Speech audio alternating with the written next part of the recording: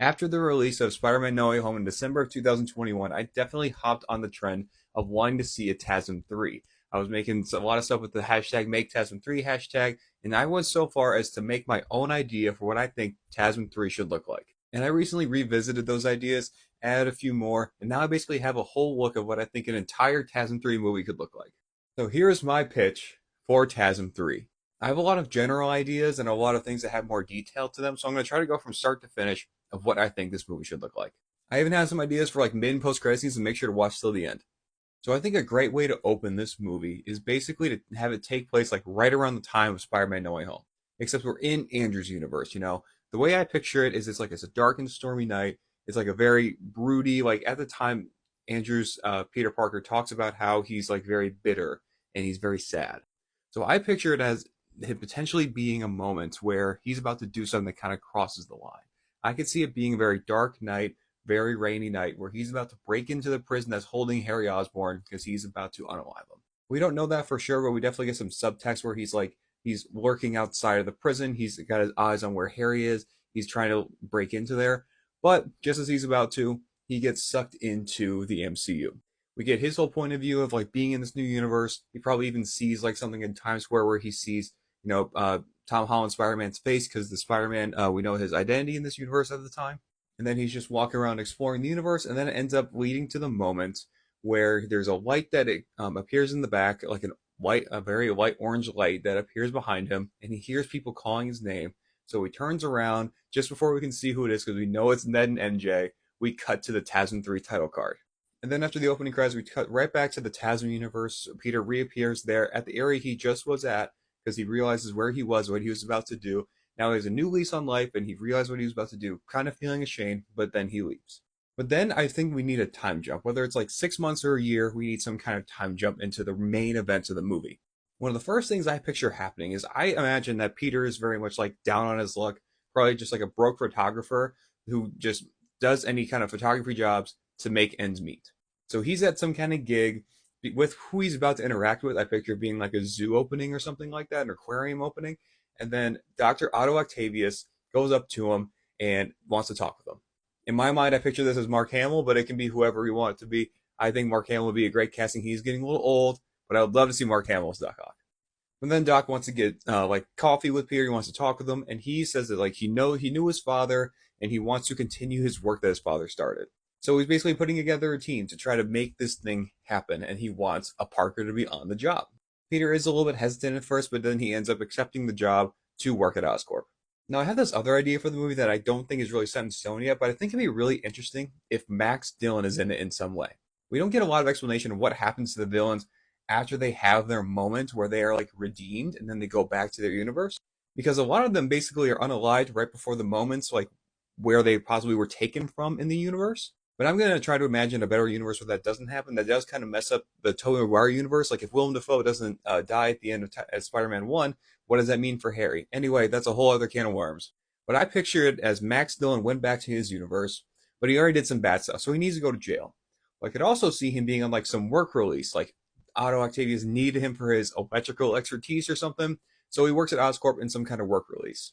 It could even give Peter someone to talk to about Spider-Man stuff because he obviously knows that he's Spider-Man, but he's not going to tell anybody. And there could be some offhanded remarks about the events of Spider-Man No Way Home.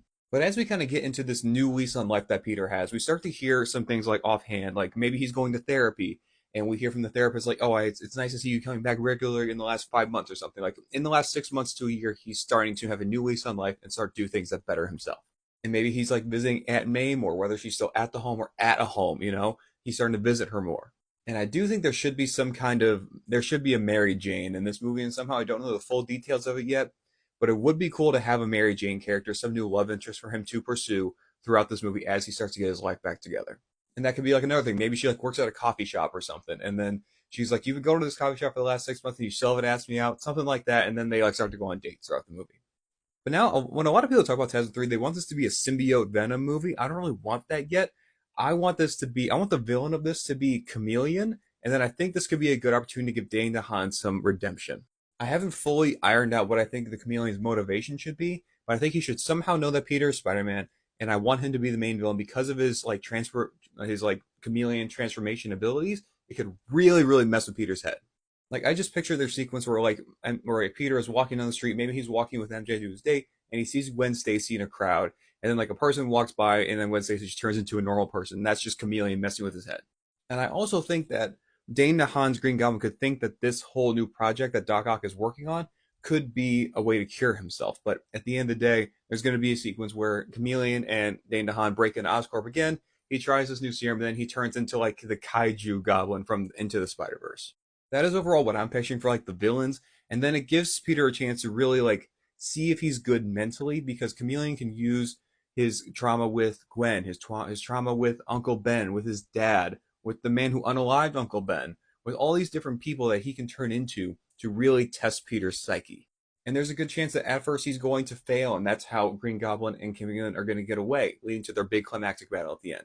I also picture, for some reason, I just have this picture in my head where there's this other guy who works at Oscorp at the time named Joe that Peter kind of has like a little bit of a relationship with. And then after his like failure at that time, he's like having lunch with Joe at Oscorp, where he's like walking by him. There's a TV that shows Spider-Man, and Joe's just like, "Man, Spider-Man's so good. I'm glad to see that he's back." Because like during the time in between the movies, I picture Spider-Man kind of losing his favor with New York, but now he's back and he's doing great things again. And that guy's like, "Yeah, Spider-Man is so great. He saved me once when I was a kid."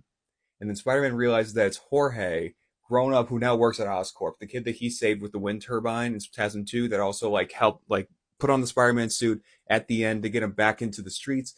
That could be an awesome sequence that really just gives Spider-Man like the extra kick in the butt to get back out there and stop Chameleon. And I'm not sure which one yet, but I really want there to be a sequence where Peter reveals himself as Spider-Man either to MJ or to Aunt May. I could see it easily being MJ, even though he'll probably be very hesitant about it after what happened with Gwen. He was very quick to reveal that with Gwen in the first movie, but I could still see it being MJ. But I could also still see it being Aunt May. And then it leads to the final battle where Spider-Man takes on the Chameleon and this Kaiju Green Goblin to give like a cure to Dane DeHaan's Green Goblin to go back to normal, and also find a way to stop Chameleon without too much brutality. Which is like I picture that being another thing of why he loses his favor with New York. Like maybe there's videos where he's just too brutal with certain criminals just because he's so bitter at the time. But he finds a way to like non-violently defeat the Chameleon and destroy his tech. But Spider-Man saves the day again and wins the favor of New Yorkers once again. And then I have two ideas for mid and post-credit scenes. Now, like the main reason I really want there to be a moment where like MJ or May know about Peter's identity as Spider-Man is because I want there to be some conversation in mid-credit scene talking about No Way Home, where MJ or May could be like, "Oh, there's two other Spider-Man," and then Andrew would be like, "Oh yeah," and one of them could just shoot webs right out of his wrist, and then MJ or May will be like, "Oh, could you shoot webs out of anywhere else?" And he's like, "Oh, I actually thought the same thing, but actually no." Just a little like fun conversation like that refers to Spider-Man No Way Home. And then something will interrupt them, and they'll look out and they'll see a meteorite coming and crashing towards Earth. And then the camera shoots out from the window, goes up to the crash site, and then we see a symbiote coming out of the wreckage that leads to potential symbiote Spider-Man for Andrew Garfield's Spider-Man in the next movie. Now, this is the idea that I'm really excited about. I think this could be a really cool, little fun way to go into another Spider-Man movie. So I'm picturing this. It's an Oscorp field trip. There's a class of kids that are going to a field trip, and Doc Ock is showing off his new reactor or what. Like his project has some kind of like I picture being like a large reactor where he's trying to cure basically everything with it, right? So he wants to do a demonstration with it, and then something just goes wrong. Not only will this be kind of a way to start leading to cracks in Doc Ock's mental state, leading to him want to be a villain in another movie, but the reactor is going to shoot out a blast that's going to just completely engulf one of the students. We're only going to really watch him from the behind, going like from behind his head throughout the whole post-credit scene, just to kind of reveal that this is someone you want to pay attention to. And then the energy just goes all over his body. We see it over his hands, over his feet, which are Air Jordans, and then we see a name tag that says Miles M. To show that we're going to get Miles Morales to the next movie. It could also just be, he could have a little bit of a different origin just because he has some extra powers that typical Spider-Man doesn't have, so it could be an explanation for why. And also because this universe has the spiders where it's only Rich Parker's DNA, so only Peter Parker can be Spider-Man. It's another explanation for how we can have another Spider-Man. But overall, that's what I think TASM 3 should look like, and I even have an idea for what TASM 4 could look like. If you made it all the way to this point, thank you so much for watching, and what do you want to see in TASM 3?